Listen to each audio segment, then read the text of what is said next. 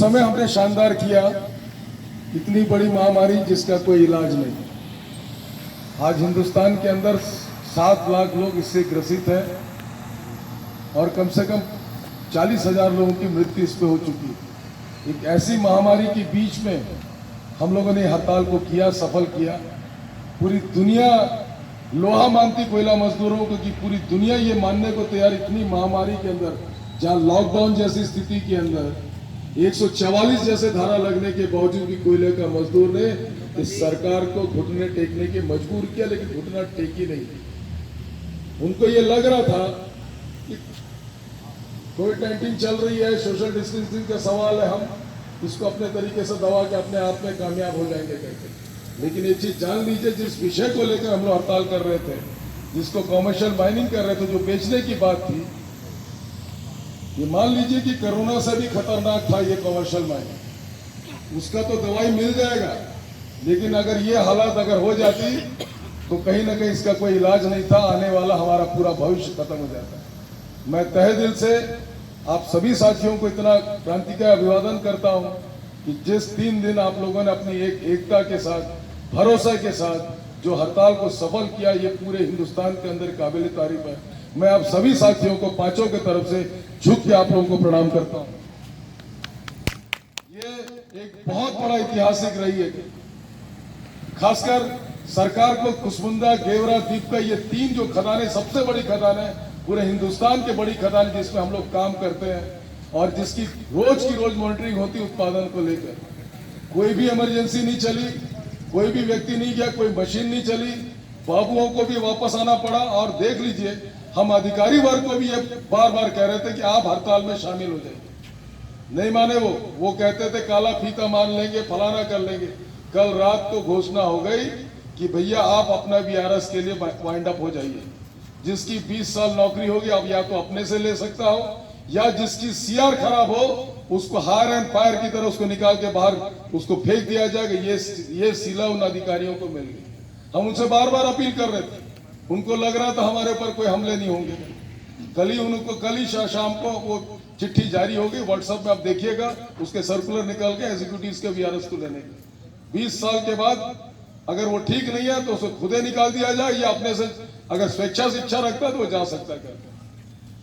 बहुत एकाध कोई अधिकारी हो को रोका जा सकता है, कोई अगर कोई बेहतर हो, अगर वो अपना वीआर उसमें जो लिखा हुआ कंडिकाएं में जो दर्शाई गई है, अगर उसका कंट्रोलिंग कहता है कि नहीं ये वाकई में लाजमी है, इसके अंदर वो योग्यता है, तो अगर वो रिफ्यूज करता है तब जाके कहीं उसका वीआरएस रुक सकता है, ये उसके अंदर है। तो देखे आप लोग कि क्या नतीजा था कर। ये 940, 940, 50 जो हमारे को, अगर मैं कहीं कल गुजर जाऊं तो मेरे औलाद को जो नौकरी, जो सबसे बड़ा एक ताकत था, वो सब चीज हटाने की कोशिश की गई। लेकिन अभी हमारा संघर्ष खत्म हुआ नहीं, अभी तो और संघर्ष बढ़ गया। वो भी 2-2 हाथ के लिए तैयार, हमने भी 3 दिन की हड़ताल करके 2-2 हाथ दिखा दिया। अब वक्त जो 18 अगस्त का बोलने के पीछे कारण था, 14 अगस्त जिन खदानों को बेचने नीलामी की बात थी, 14 अगस्त आखिरी टेंडर का डेट है और 18 अगस्त को वो टेंडर खुलेगी।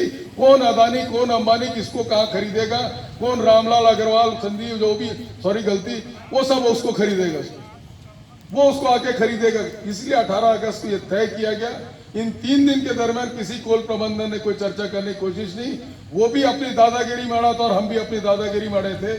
यूनियन के जो प्रमुख लीडरान है वो बैठ के कल चर्चा करके घोषणा अपने से कर दिए कि हम 18 तारीख को हड़ताल, वो पता नहीं हो सकता, वो हड़ताल किसी रूप से अनिश्चित भी जा सकती है, 1 दिन भी हो सकता है। अभी समय बहुत है, 42-44 दिन बाकी।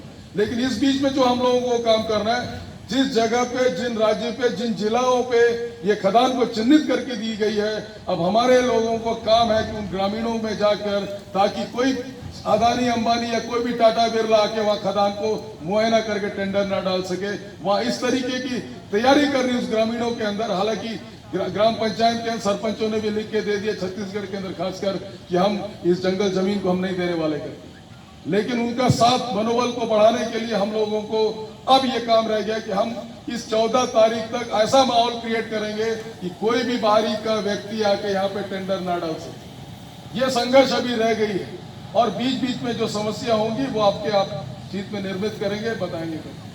और ये मेरे 30 साल के अनुभव के आधार पर जो सम्मान आप लोगों ने श्रमिक संगठनों को दिया है, ये बहुत बड़ा काबिल तारीफ, इसका कोई वर्णन नहीं है जो आप लोगों ने बेहतर एकता के साथ की। और बहुत सारे जवान साथी जो युवा थे वो भी इस हड़ताल में संघर्षों के बीच में रहे, हम उनको बुलाए रखे क्योंकि आने वाला भविष्य उनका है, वो सीखे समझे कि कैसे लड़ाई, उनको भी हम बहुत बहुत धन्यवाद देते हैं। इमोसा के साथियों को धन्यवाद देते हैं, ST SC OBC के साथियों को धन्यवाद देते हैं, सिस्टा के साथियों को धन्यवाद देते हैं, अधिकारियों को भी धन्यवाद देते हैं कि कहीं ना कहीं इन किन प्रकार उन्होंने हमको भी मदद भी किया। जो जानते थे हम आगे नहीं आ सकते, कम से कम पीछे उद्योग तो बचा रहा, ये भी रहा। एक आखिरी सवाल कह के जाऊंगा, जिन लोगों ने ऐसा हरकत किया, 3 दिन हम लोग खड़े होते थे, आके हम लोगों ने समझाया और हमारे छातियों से चढ़ के वो यहाँ के हाजिरी लगाई। छाती तो छाती लात मार के भी चलेगा, इतना आने के बाद यहाँ कुछ तो साथी बेचारे गलती से आ गए, उन्होंने बोलने को समझ गए, बहुत ज्यादा नहीं 3-4। आप ही बताइए इनके ऊपर क्या सजा इनको होनी चाहिए। हम लोग अपना व्यक्तिगत है कि इसके ऊपर इस तरीके की कार्रवाई होनी चाहिए कि समझ में आ जाए कि दोबारा क्या क्या।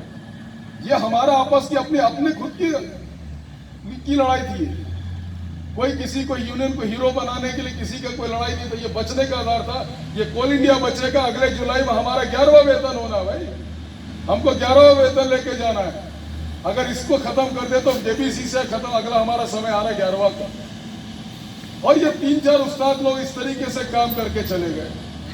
आप ही बताइए क्या सजा होना चाहिए, क्या सामाजिक बहिष्कार होनी चाहिए। हमने तो तय कि हम उसको छोड़ेंगे नहीं। हम आपसे अपील करते हैं कि हम 10 दिन का समय आपके ऊपर छोड़ते हैं। आप बताइए ऐसे जो गद्दारी किया उसके ऊपर क्या सजा होना चाहिए, आप लोग बताएंगे, हम उसी हिसाब से काम करेंगे, करके छोड़ेंगे तो नहीं। मेरी अपनी दिल की बात कहोगे ना तो मैं 3 दिन बर्दाश्त करता रहा, मेरे को लग रहा था टेटवा दबा दूं। क्या बताइए इस तरीके से काम है। चलो 1 दिन आप आ गए, 2 दिन नहीं आते, ऐसा भी था। 3 दिन कंटिन्यू, मतलब भाई क्या जताना चाहते हैं। अगर उनको नेता बनने का शौक है, नेतागिरी में कोई गड़बड़ी है तो मैं खुद आपको ललकार रहा हूं, आजा भैया मेरी कुर्सी ले ले और तुम अगर बेहतर तुम्हारे अंदर समझ है, लेकिन इस समाज के अंदर से इस तरीके की गंदगी मत फैलाइए। खुद आए लाने के प्रचार कर रहे थे गलती से, ये सारा चीज आप लोग को जानना भी चाहिए। इस बार ऑफिस के अंदर भी घुस के हम लोगों ने खूब दादागिरी, जो प्रबंधन बेवजह जो आए नहीं उसकी भी हाजिरी लगा रहा था। हमने दोनों गेटों को भी बदला, हम हड़ताल कर रहे, 150 बाबू अपने मजे में कंट्रोल रूम बन के बैठे हुए हैं करके। कल वहां पे भी 1:30 बजे तक बंद रखी गई, बहुत सारे हुए और लोगों की हाजिरी भी कटी, जो पहले से लगा ली, जो भी था। ये उन्होंने साथ भी दिया, सहयोग भी किया, इसके लिए उनको भी धन्यवाद। और हम सेकंड नाइट पे भी साथियों को धन्यवाद देंगे। ये एकता बरकरार रखिए और कहीं भी कोई समस्या होगी, हम ये सोच रहे हैं कि 5 यूनियन के लोगों के फोन नंबर होने चाहिए, जैसे इमरजेंसी के रूप से आपको कभी कोई समस्या फोन करें, सुझाव पेटी लगा देंगे, उसमें डालिए। ये तमाम चीज होने चाहिए और ये भी हम लोगों के समय काल के अंदर मिले। और इस हड़ताल के अंदर जो स्थानीय प्रबंधन था उसको भी समझ में आ जाए कि मजदूरों की एकता क्या, ताकत क्या। जैसे भाई लोग बता रहे थे, हम लोगों ने लोकल समस्याओं को लेकर भी एक बहुत चिट्ठी दिया, साथ तक सड़क के सवाल को लेकर, अस्पताल के सवाल को लेकर, पानी के सवाल के, तमाम सवालों को लेकर दिया। वो 29-7 तारीख को 1 दिन के हड़ताल की घोषणा की। देखते प्रबंधन उसमें क्या करती है, नहीं ठोस लेगी तो उसमें भी लड़ेंगे, उसमें भी जीतेंगे, ये हम लोग आपसे वादा दिलाते हैं करके। और 18 अगस्त अभी 42 दिन का समय, आप बीच बीच में जैसा जैसा सब उसमें अगर कोई प्रोग्रेसिव होता हो या कुछ बेहतर अगर बनता हमारे प्रति तो हम आके, या सरकार की रुख ठीक नहीं होगा तो भी हम आपको आके समय समय पर खबर देते रहेंगे। सुनिएगा जरूर। क्या होता, नेता जब दिख जाता तो साथी सोचते हैं कि आप हड़तालें करने आकर इनको देख के भागो करके, ऐसा नहीं है। समय समय पर बस अंत में इतने कहूंगा, एक बात कहूंगा आप सबके साथ कि वक्त के साथ जमाना बदल जाता है, वक्त के साथ जमाना बदल जाता है, बदले दुश्मन तो निशाना भी बदल जाता है। जिंदगी की तजुर्बे से सिखा जाती है कि सांस बदले तो तराना भी बदल जाता है। इनकलाब जिंदाबाद जिंदाबाद।